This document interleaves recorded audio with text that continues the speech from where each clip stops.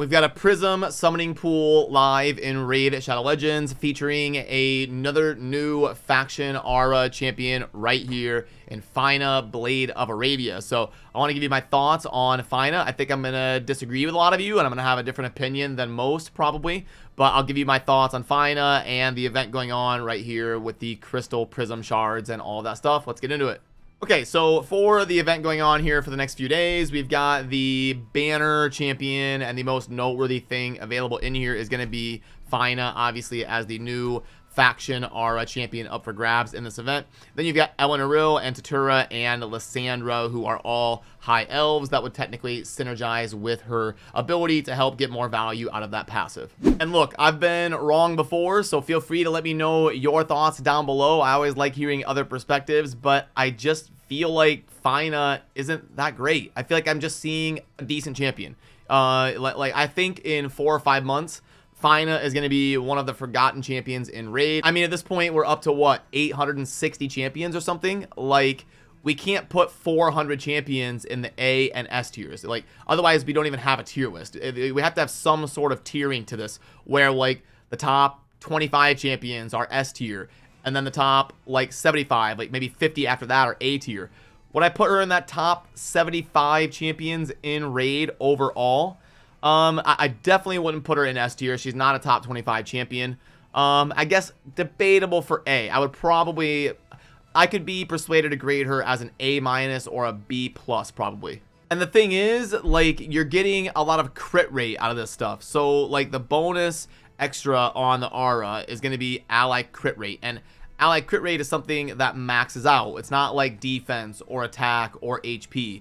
You get crit capped, and you kind of have to not plan for getting this bonus, because let's say I want to take advantage of this increased ally crit rate by 15%. Well, if I'm going to build one of my nukers to have 15% less crit rate, well, now I can only use that nuker with Fyna. I can't use them in like, oh, this random Hydra team over here, or slide them in the tag team arena on their own over here with this team. I have to only use that champion with a very specific setup here with Fyna to take advantage of that 15% crit rate to hit my threshold. So just in general, in terms of relying on crit rate auras and crit rate buffs, it's not something that I like to synergize with in general. So that already kind of puts me a little bit off on her, because she also has an ability right here that sounds really cool on the A3. You get the increased attack, the increased crit rate, and the increased crit damage. The increased attack and the increased crit damage I really like, because those aren't things that really max out. You can just keep scaling them, and it's going to give you a little bit more freedom in terms of when you use a champion with this buff or not. So I kind of just mostly forget about the increased crit rate, like whatever. I can't really plan for it anyway, unless it's like a very specific nuking strategy. I'm only going to use this team in this situation. And then it is super cool. You can bring in someone like Ethos, who is a nuking high elf, but Ethos doesn't really need crit rate anyway. So there's all sorts of situations that get weird with crit rate. So I kind of look this as like an increased attack and increased crit damage, which is super cool. And then if you do have her on a high elf team, you do get an extra turn. But we have a lot of double buff, grant extra turn stuff in the game already, so this isn't anything special to me. I would grade this A3 as like a C+ or something in terms of an ability. But obviously it goes up as you get more and more high elf unity. The granting an extra turn is cool. That would bump it to like a B-. And then before placing buffs, you get the cleanse is super cool. That would buff it up a lot to like an A-. And then you get the buffs cannot be removed. That would bump it up to like an A if you're protecting those buffs right there. So it does get good in like faction wars if you're in like a high elf only team, or you're nuking with a high elf team in the classic arena or something. Can be a very cool ability here on the A3. But in general, on the overall scheme of your account, Then you've got the A2 right here. Now, the unfortunate thing for this ability right here is it's single target. And like, you know, if Fyna came out 2 years ago, she'd be an awesome champion. But there's been so much insane power creep, and especially the last year in Raid, of just constant craziness coming out, that Fyna in 2024 just doesn't hit the same, in my opinion. You've got a single target buff for block debuffs and block damage and counterattack, which is super cool because you're resetting cooldown as well. So it's not like it's trash. It's just not amazing. This would be like a B+. So that's the cooldown abilities and the aura. We still have to talk about the default and the passive. On the default, now this is probably an S tier ability. you get the attack one enemy with a pretty solid chance of 70% to increase the cooldown of a random skill on them by 2 turns. That's amazing on a default ability.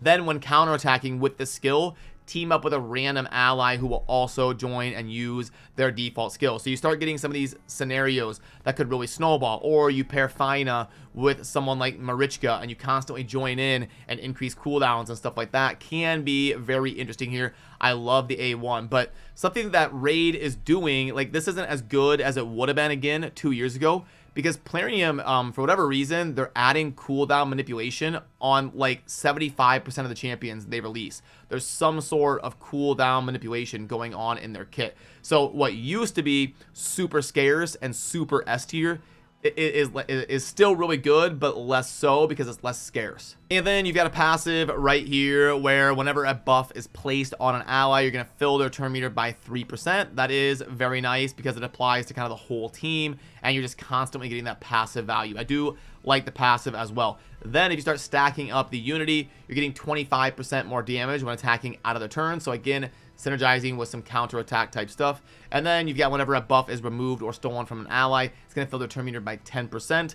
And then ignore 5% of the target's defense for each buff on them, which is going to be super cool. But you'd have to basically have a full team of high elves at that point. The base stats are definitely solid. I like the HP and the defense. Attack doesn't really matter. She's not a damage dealer. Speed of 113 is great. The base resistance of 40 is nice, and she doesn't need any accuracy, so that is irrelevant. So base stats are perfectly fine. They're kind of what I would expect out of a new support champion in 2024. So let's pull it up on the HH Gaming site. Let's see what they grade her as. They got a 4 overall. I would agree with that. They do their tier list system on like even increments of half, so it's like 4, 4.55. I would probably give her like a 4.1, a 4.2. So I agree with the 4 right there. Anywhere like 3.9 to 4.2, somewhere where I would kind of grade her out. As far as the different areas, she's obviously going to be amazing in Faction Wars for sure. So I definitely agree with Legendary and Godlike over here. Other than that, Eternal Dragon, Scarab, Sand of Hydra. I mean, she grants extra turn and brings buffs for the Hydra, but I think 4 is fair.